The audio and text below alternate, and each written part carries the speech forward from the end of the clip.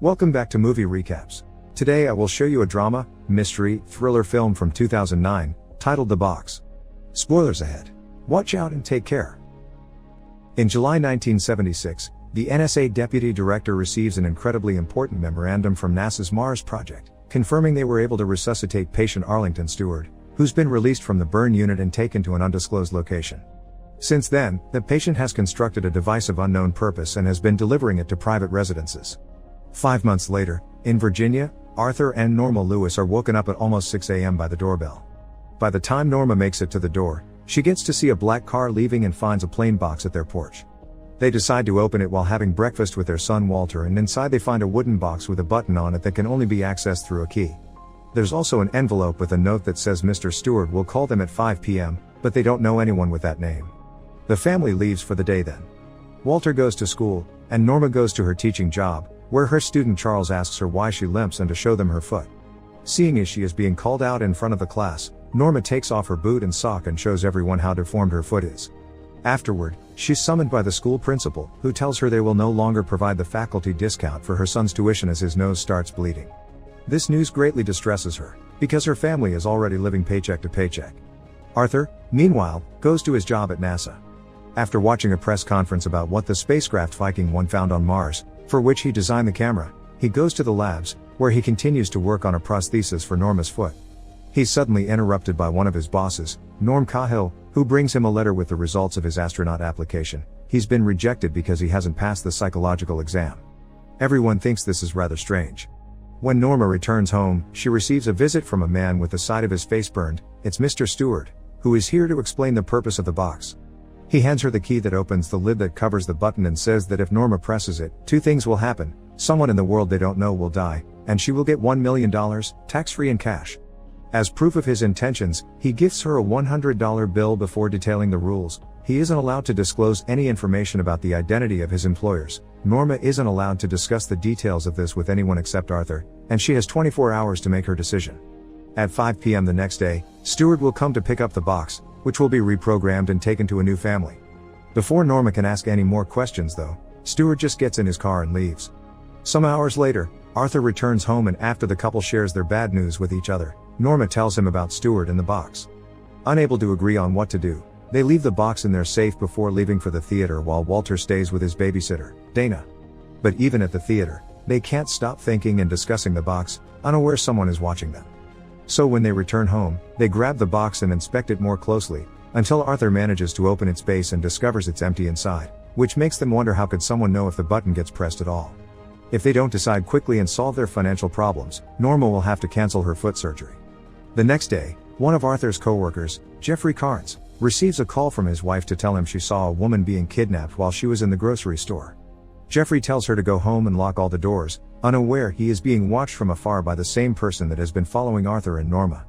After work, Arthur takes the $100 bill back to Norma and informs her the tests he's run confirm the bill is real, so after some discussion, Norma goes ahead and pushes the button. In another part of the city, the cops arrive at a house after the neighbor called 911 to report some screaming and a gunshot. They find a dead woman and a little girl locked in the bathroom. Moments later, Stewart visits the Lewis and gives them a suitcase with the $1 million before leaving with the box, which he'll take to a new person they don't know. Arthur follows him to the car and tries to give him the suitcase back, but Stewart ignores him and drives away. The couple gets to see his license plate though, and they write it down. At the police station, Norma's father, Dick Burns, is working on the dead woman's case. They find out she's Jeffrey's wife, but Jeffrey himself is nowhere to be found, although some witnesses saw him run out of the house after the gun was shot. Later that night, Arthur gives Norma the prosthesis he's made, which fits her perfectly and allows her to walk without pain or limping.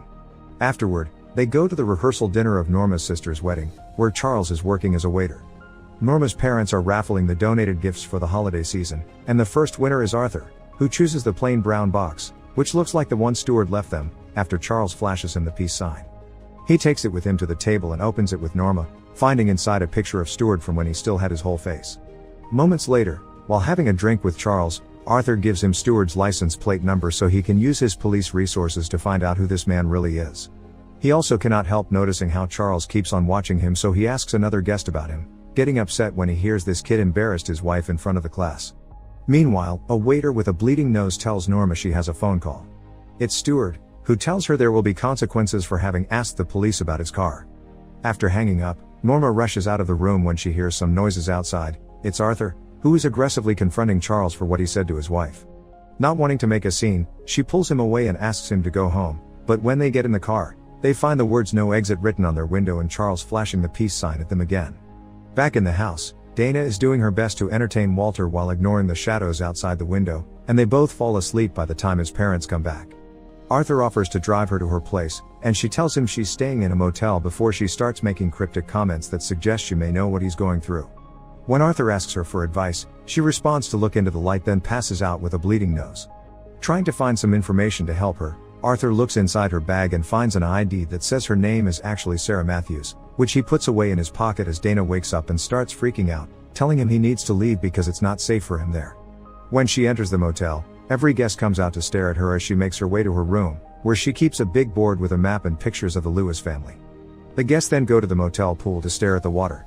Arthur returns to Norma and tells her Dana has lied about her name and the place she's from, and Norma explains this is what Stewart probably meant when he said he has employees that can tell him what they do. While looking at Stewart's picture, Arthur realizes he's seen him before and rushes to look at a poster of the first Viking trip to Mars. Stewart is there as one of the workers of the mission. The next day, Stewart calls Norma to warn her about possible consequences again. Norma asks him to meet in person, and when Stewart tells him he's in his backyard, Norma notices a random man outside, staring at her with his mouth open. Stewart hangs up on her at his hidden office behind NASA's wind tunnels. One of the NSA employees goes to see the NASA bosses to demand even more things, this time asking for the hangar and the lunar lander for activities he isn't allowed to explain but that will involve NASA employees. Kyle isn't happy with this, but he has no choice but to accept. Arthur visits Dick at the police station to see if he has any news about the license plate, which turns out belongs to an NSA car. When Arthur sees the pictures of Jeffrey's wife and hears she died at the same time they press the button, he asks it to take him to the crime scene. At Jeffrey's house, Arthur finds a picture of Stewart and something called Human Resource Exploitation Manual with some numbers under it, so he steals the picture for himself while Dick isn't looking. Meanwhile, Norma is shopping with his mother when a woman approaches her and tells her the NSA is letting him do it, that NASA can't stop him, and that the subjects are all under 40, happily married with a child. The woman also gives her a note with a number that Norma should follow when going to the Richmond Library and tells her not to trust anyone, not even her husband, before passing out with a bleeding nose. Both Norma and Arthur go to the library to see where the numbers they got take them. Norma finds a recording of the NASA hangar and the damage caused by the lightning that struck months ago. There's also a clip of a NASA press conference Stewart attended before the tragedy. After watching the whole video, Norma is guided by two women to where Stewart is waiting for her for a chat. He tells her that since he got struck by lightning, he's been in communication with those that control it. He also wants to know what Norma felt the first time she saw his face, because he thinks it probably was pity. Norma's answer, however, is love, because she knew how much pain disfigurement could cause in someone's life, but at least she could keep her hidden, while he had to carry his on his exposed face. After seeing him, Norma would never feel sorry for herself again. Surprised by her words, Stewart asks her to take his hand, and when she does, she falls unconscious.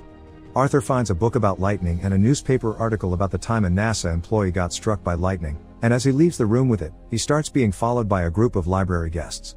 He tries to leave through the reading room, but the people there also stand up to look at him, and his way is blocked by Stewart's wife, Clemeny, who tells him the library is for employees only and that they are all being tested. Then she takes him to another room where 3 gateways await on the floor. Arthur must choose carefully because only one is the path to salvation and the other 2 take you to eternal damnation. Clemeny extends her hand and starts bleeding as she activates the gateways, which become 3 columns of water, and Arthur doesn't hesitate to choose number 2 as he remembers what Charles signed to him during the party.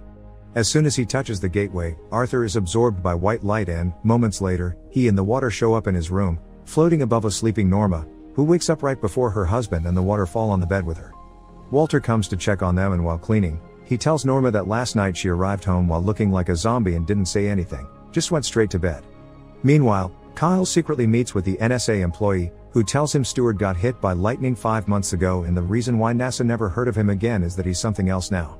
He died after the accident, but several hours after he was taken to the morgue and locked in a freezer, a nurse heard him laugh, so he was transferred to a high-security military hospital.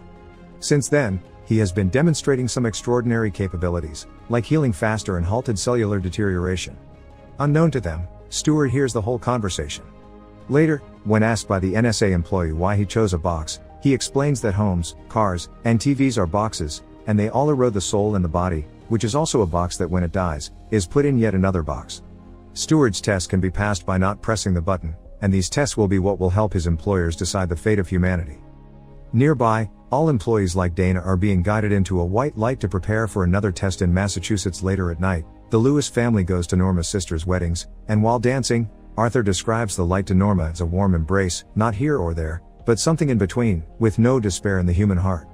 As always, they're being followed by Steward's men, but when Arthur starts feeling sick and goes outside, it isn't an employee that gets in his way, it's Jeffrey.